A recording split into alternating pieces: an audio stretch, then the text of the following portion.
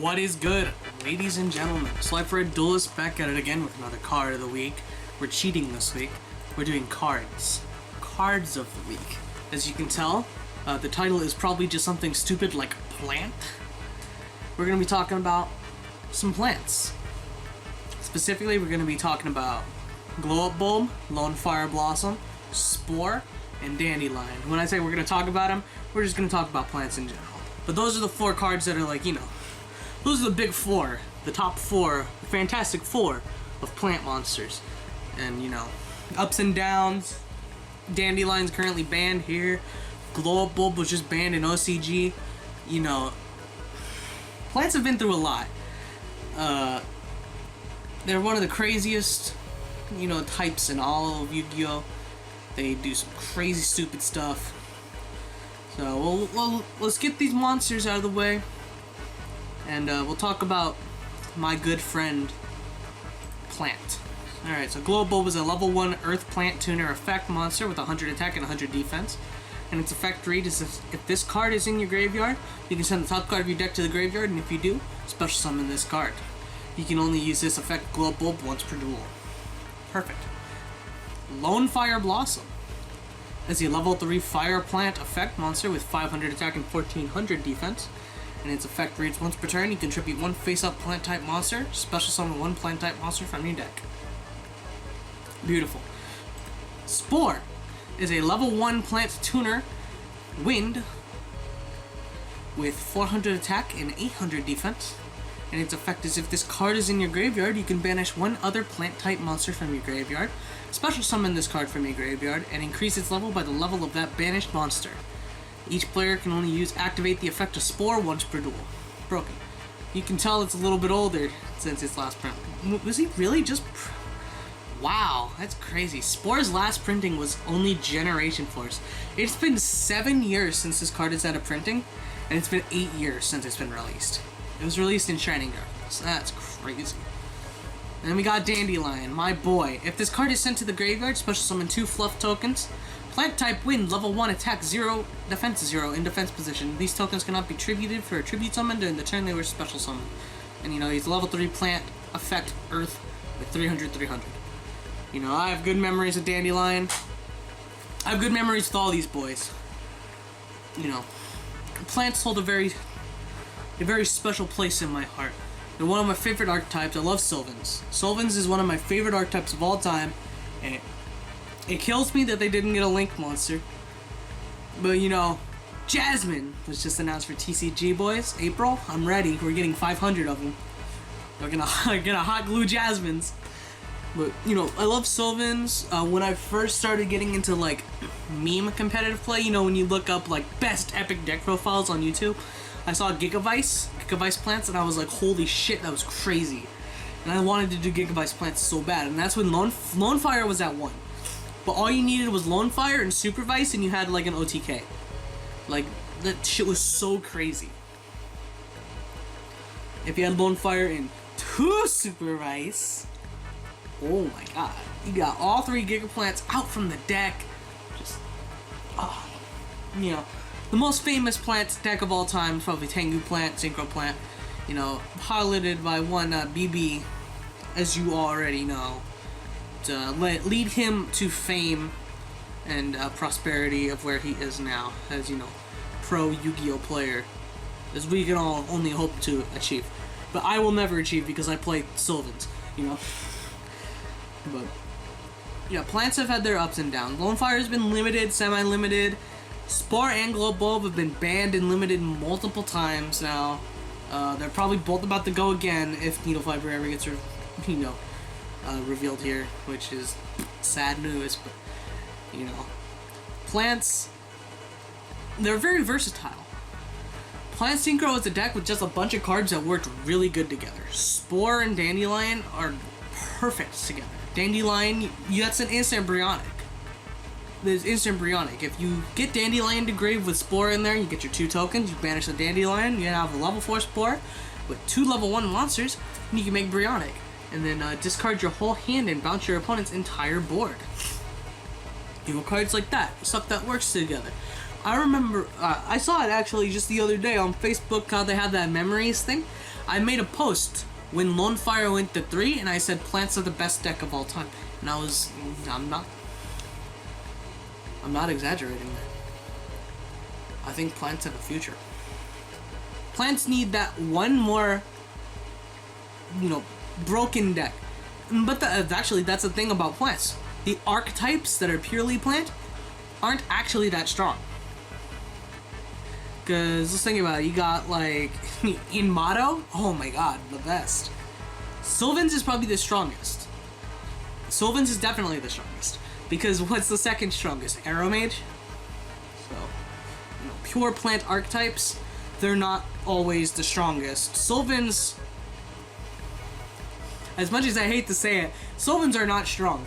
They were never strong. It's just people got tired of reading effects and would just let you do what you had to do. They're strong in Duel Links because milling 3 Martial Leaf is pretty good. And, getting all your cards out. They'll never release Lone Fire Blossom in Duel Links, by the way. He's never coming. Unless he's already in the game and I don't know because I'm dumb and barely play. Heard Blackwings are in. Heard they're good. They're expensive. I'm mad. Whatever. But, Plant. You got any of that? Joel, you know I smoke herb, right? That's perfect. That's perfect. We just want this video to go off on a tangent. Futures. Let's talk about the futures for plants. Let's get a little serious here. The best plant monsters are fucked. Dandelion is probably never coming back, which is devastatingly sad. Because I miss the good old days with Sylvans, where you could excavate your Dandelion, and you could do it stupid synchro. You could make like Crimson Blader in Sylvans if you really wanted to. Nothing was stopping you. Oh. I like cards that spin, I guess, because Aurea and Tiara Masu are my 2 favorite Xyz monsters. Sylvans could play Dracosac, they could play Big Eye. They had a lot of things going for them. They're very strong, but unfortunately, I don't know, man. Nowadays, it's really hard to do anything with them. But, I'm getting off topic again. Let's talk about the future of plants. So now we know Jasmine is officially coming to the TCG. What does Jasmine do? Well, let's find out, ladies and gentlemen. I should have brought her up before I started recording this video. But, I'm nothing if not not professional. Alright, so Jasmine is a level Link 2 light plant monster with 1800, and its link arrows are bottom left, bottom right. It's 2 plant monsters, and it's while your life points are higher than your opponent's. This card in plant monsters, this card points 2, cannot be destroyed by battle. You can tribute one monster this card points to. Special summon 1 plant monster from your deck in defense position. You can only use this effect for Aromatherapy Jasmine once per turn. Once per turn, if you gain life points, add 1 plant monster from your deck to your hand. So,